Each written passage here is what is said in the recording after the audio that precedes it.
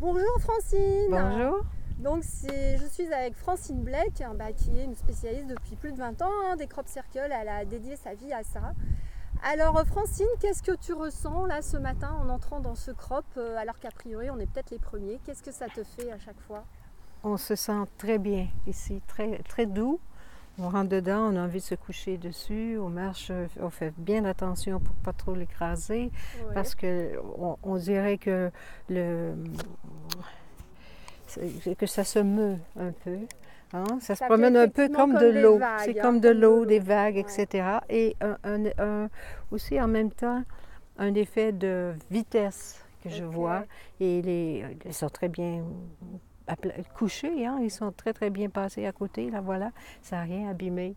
C'est vraiment magnifique. Quand on le voit comme ça, ça dure pas longtemps, parce que dès que les gens commencent à regarder, ils viennent, il y a beaucoup de personnes qui viennent. À un moment donné, c'est rempli de personnes, alors ça abîme les épis, parce que les épis, c'est très éphémère, en fin de compte. Hein? Bien sûr. Alors on fait attention, on marche sur le bord, et puis on regarde, et on s'imprègne de cette énergie. Et une fois qu'on a bien marché, là, on va s'asseoir dessus, à côté.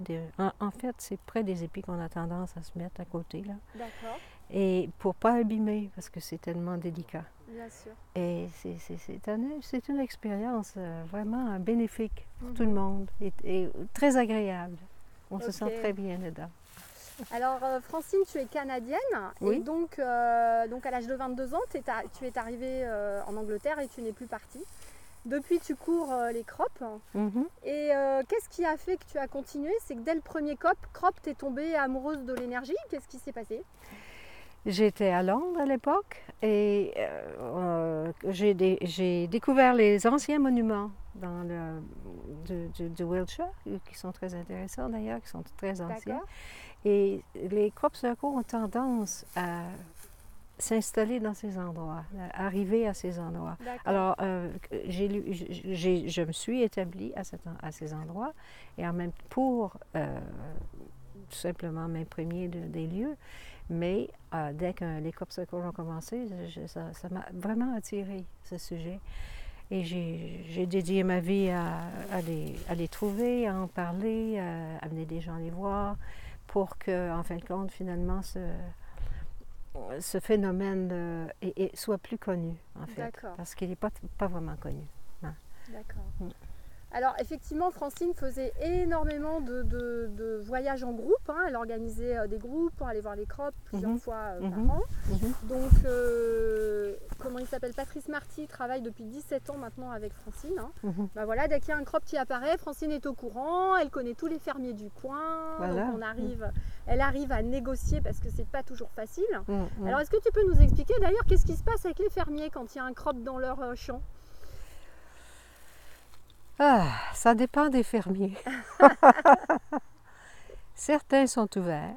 Là, ils ouvrent leurs portes parce qu'on leur dit, voyez-vous, c'est aussi bien d'en profiter pour vous. Voilà, les gens arrivent, ils viennent, ils sont contents de voir ce phénomène et puis ça ne les dérange pas de donner quelques sous pour pouvoir aider leur perte, en fin de compte. Bien sûr. Et on vient à bout de trouver une entente, mais c'est pas toujours facile. Hein. Puis ça dépend des fermiers. Hein. Il y en a qui ne sont pas du tout convaincus et ils sont très agressifs.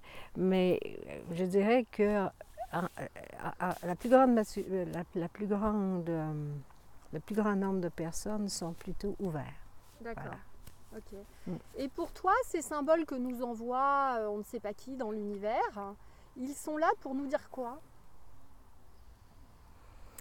Je pense que les crop circles viennent ici pour aider la Terre.